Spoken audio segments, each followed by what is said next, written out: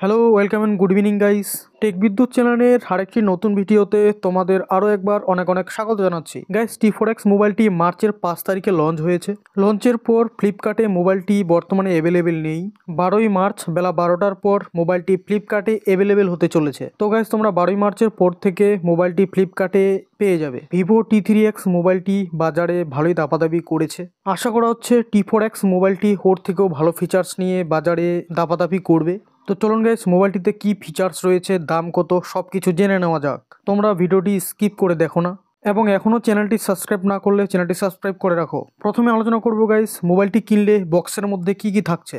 থাকছে handset, quick start guide, USB cable, charger, থাকছে SIM ejector tool, phone case, protective film এবং সাথে থাকছে একটি ওয়ারেন্টি কার্ড। মোবাইলটির মডেল নাম্বার V2437। মোবাইলটির নাম ভিভো T4X 5G। মোবাইলটি একটি স্মার্টফোন, ডুয়েল সিম ব্যবহারযোগ্য। মোবাইলটি অবশ্যই ওটিজি ক্যাপাসিটেবল। মোবাইলটির প্রস্থ 76.3 মিলিমিটার। মোবাইলটির হাইট 165.7 mm। মোবাইলটির thickness 8.09 mm।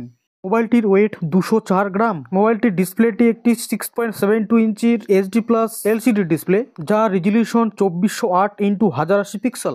Display refresh rate 120 hertz. Colour রয়েছে 16.7 মিলিয়ন।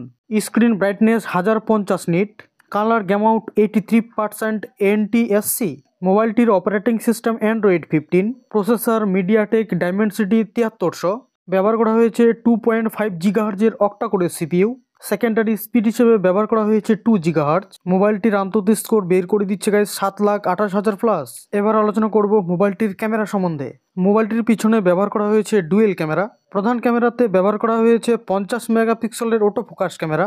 দ্বিতীয় ক্যামেরাটি 2 মেগাপিক্সেলের বোকেস ক্যামেরা। পিছনের ক্যামেরা ফিচার্সের মধ্যে রয়েছে night mode, portrait mode, AI photo, document AI, slow motion, time lapse ইত্যাদির মতো গুরুত্বপূর্ণ ফিচার্স। সামনের ক্যামেরায় ব্যবহার করা হয়েছে 8 মেগাপিক্সেলের সেলফি ক্যামেরা।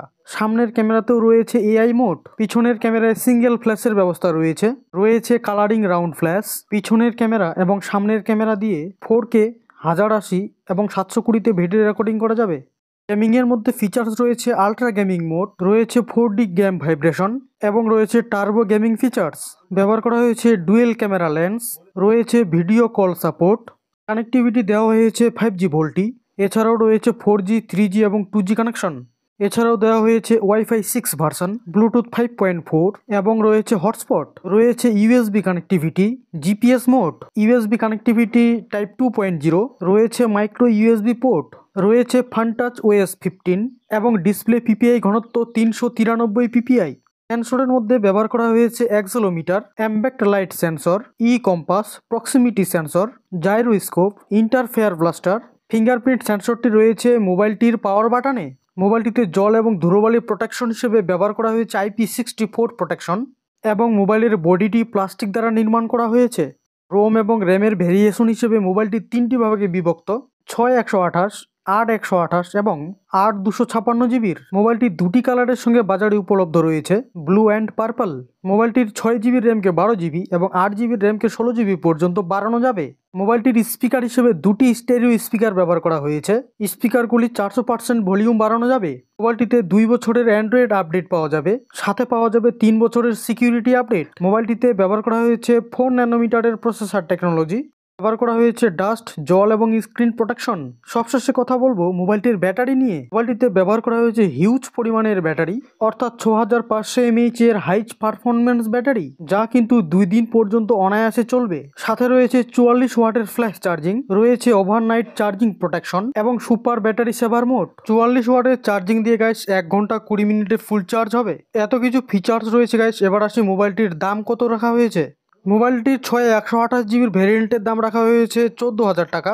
8/128 জিবির দাম রাখা হয়েছে 15,000 টাকা, যেখানে 8/256 জিবির দাম রাখা হয়েছে 17,000 টাকা। এত কিছু আলোচনার পর এবার আসি এই রেঞ্জের মধ্যে মোবাইলটি নেওয়া যায় কিনা। দেখো গাইজ, মোবাইলটির যদি ওভারঅল ফিচার্স দেখি তাহলে মোবাইলটিতে সব কিছুই ফিচার্স ভালো রয়েছে। তবে ডিসপ্লেটি LCD ব্যবহার না করে অ্যামোলেড ব্যবহার করতে পারতো। ডিসপ্লেটির PPI ঘনত্ব একটু কম রয়েছে।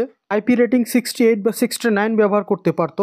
মোবাইলের প্রসেসরটি ডাইমেনসিটি 7300 ব্যবহার করেছে, যেখানে স্ন্যাপড্রাগনের প্রসেসর ব্যবহার করতে পারতো। কিন্তু গাইজ, এত কিছুর মাঝে মোবাইলটির বাজেটও তো দেখতে হবে। যেখানে আমাদের পকেটের বাজেট গাইজ 12, 13, 14 হাজারের মধ্যে, সেখানে আমরা খেতে চাইছি মাছ, মাংস, জিরা চালের ভাত ইত্যাদি সব ভালো ভালো খাবার। গাইস সব কিছু ভালো হলে তো বাজেট অনেকটা বেড়ে যাবে, তাই না? তো গাইস বাজেট যদি তোমাদের 13-14 মধ্যে থাকে তাহলে তোমরা এই মোবাইলটির দিকে অনায়াসে যেতে পারো। মোটামুটি ওভারঅল পারফরমেন্স ভালো হতে চলেছে, আন্তর্জাতিক স্কোরও ভালো, গেম ভালো চলবে, এআই ফিচার্স রয়েছে, আর কি চাও? তাছাড়া এক মোবাইল তো সারা জীবন চলবে না, খুব বেশি হলে 3 থেকে 4 বছর। তো আর কি, মন চাইলে নিয়ে নাও, চেঞ্জ তো হতেই থাকবে।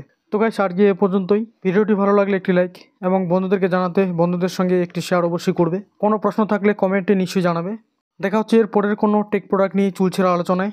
ততক্ষণে tata, bye bye, take care, Jai Hind এবং ভারত মাতা কি জয়।